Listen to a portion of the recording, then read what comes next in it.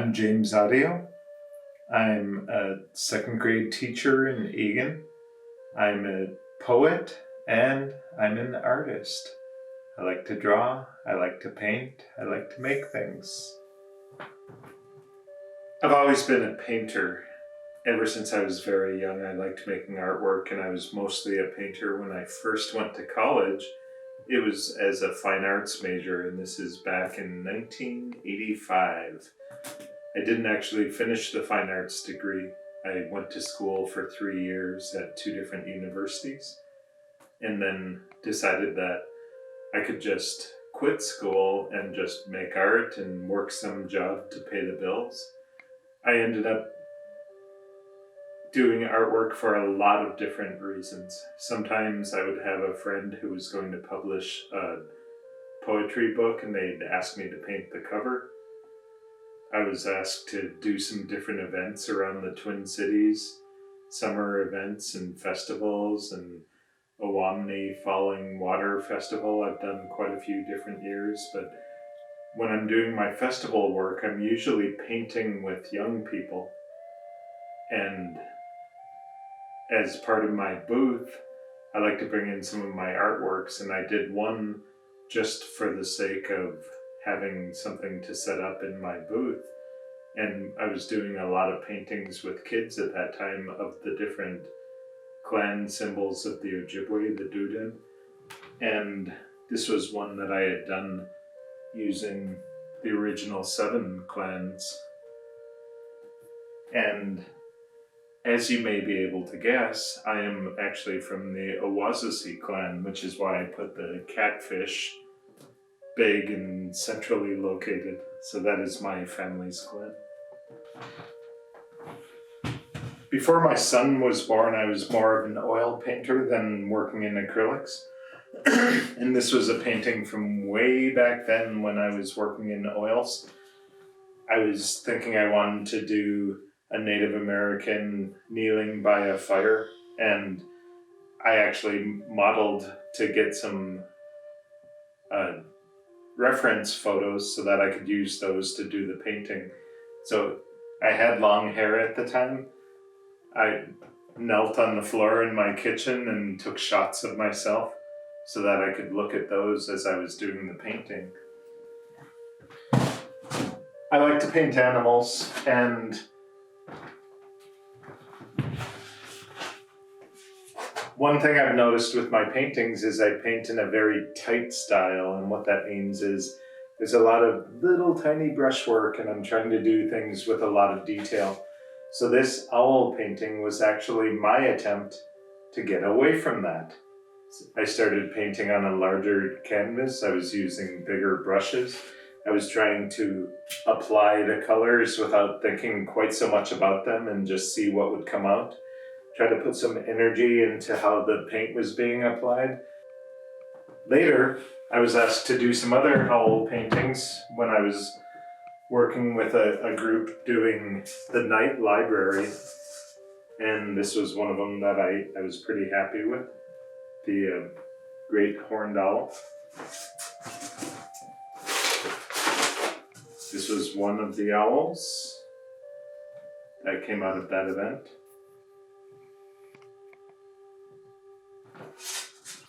I've been invited to do some panels that would go into a wall hanging, a mural in Marshall, Minnesota for their Sounds of Summer festival that they were having every year pre-pandemic.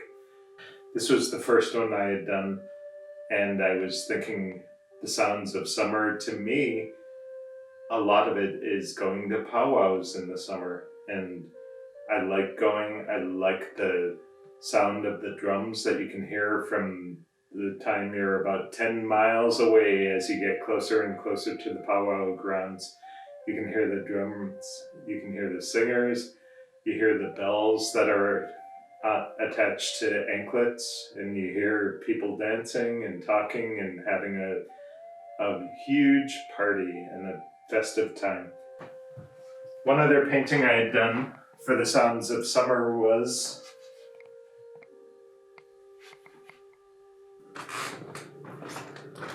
Most of my drawings I do on Cub Foods bags. And what happened with that is, I think it was my mother gave me a box of charcoal at one point, and they were these soft charcoal pastels. And I thought it would be fun to do some drawings on a large scale using these soft things and just get all messy and crawl onto the artwork and smear it with my hands and get charcoal all over my face. And I wanted to use those soft pastels. I needed some big paper, but I didn't want to go out and buy big sheets of paper that were going to cost $10 a piece because it starts to get a little bit too precious. I thought, just to free up my creative urges, my drawings, so that they're not quite so tight, what I needed to do was have big, crappy paper.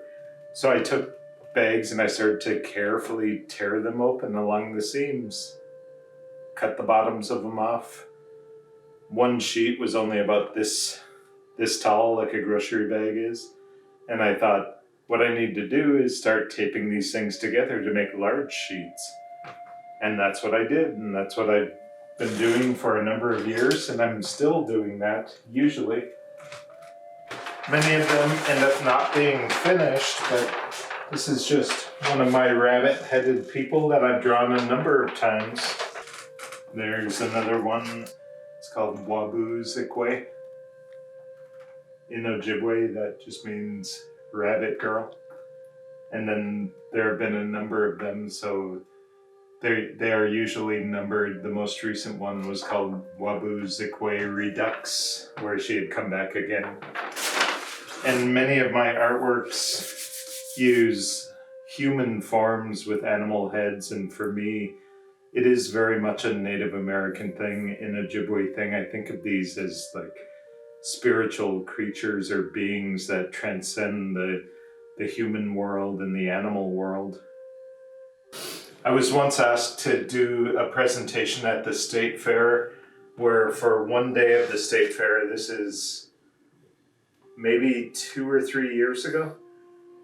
One day of the state fair, I was brought into the fine arts building, and I was a demonstrating artist, and what that meant was there was a little area that was roped off, and I had it set up with a chair and some tables.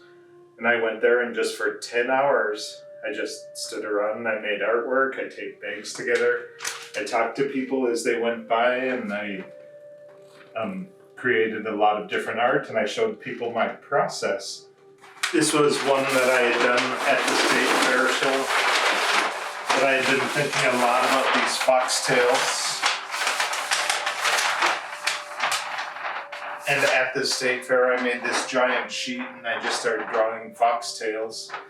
And I've always imagined for the last 3 years that I'll go back and rework this one because I like it. I like some of the things that it's doing, but it doesn't feel like it's even close to being a completed drawing to me. So it'll get put back into circulation at some point. This is another drawing that I put together. I'm trying to capture some emotion in my drawings, and I like when I see some emotion, especially in the eyes. One thing I tend to do with the eyes of people in my drawings, or animals, I try to make them look just slightly bigger than usual. And I find that another striking feature that I like.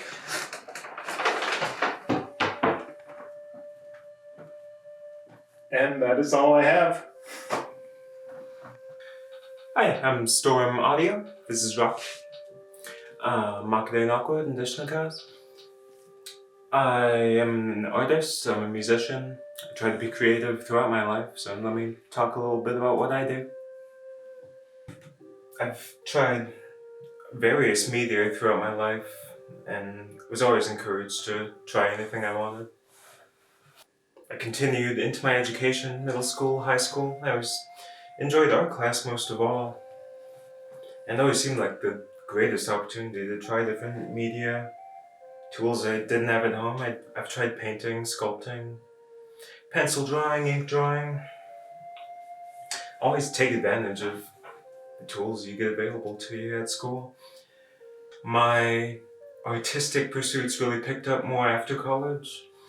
Nowadays, James and I have set up this studio and we're trying to get some work done. I've always most loved making art of animals, and as I studied biology and animal behavior throughout college, that just informed my artistic pursuits.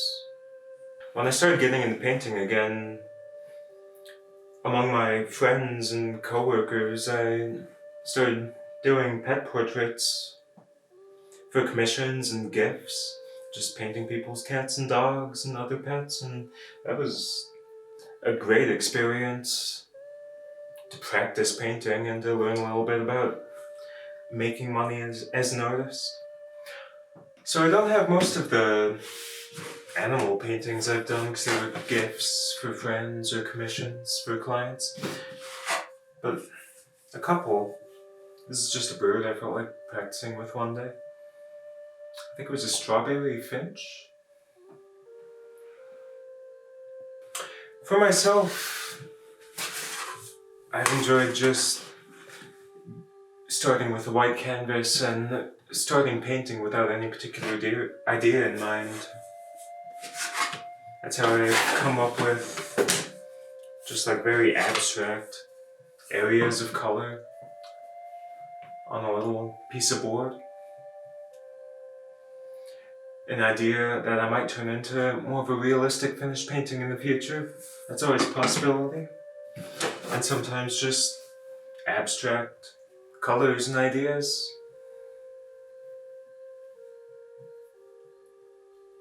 I really liked how the colors worked together in this one.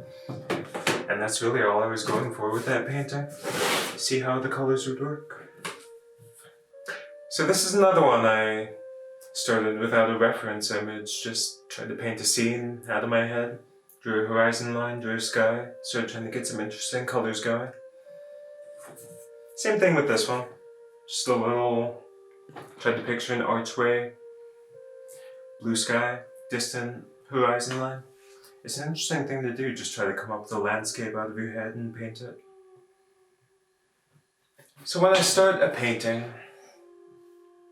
I'll most often paint from a reference image, a photo of an animal or a landscape. And what I like to do is just take the photo into some photo editing software and turn the contrast up a little and turn the saturation up a ton, so I can really see just what the very basic, most prominent colors are in the image. And then, like this one that I didn't get very far on, I'll just try to take a white canvas, a white board, and just flesh out the shapes, get the very basic shapes of the image down in those 2 or 3 most stark colors. And that sets the very basis for the image. With acrylic paint like this, after I get these basic shapes and colors down, I can use a more watery, more thinned down acrylic paint and just build up layer by layer, get the image down until it's a bit more photorealistic, if that's what I'm going for. Or just however stylized I want it to be as an artwork. So when I'm kind of in a rut with more visual painting and drawing, I like to learn about and practice some beadwork. It's good to have a hobby, a craft that's just more hands-on. You work piece by piece on creating something, and in the end you have a finished, usable design. You just pick up a bead, thread it on, bead on, bead on. Kill a couple of hours at a time. It's a really good hobby to get into.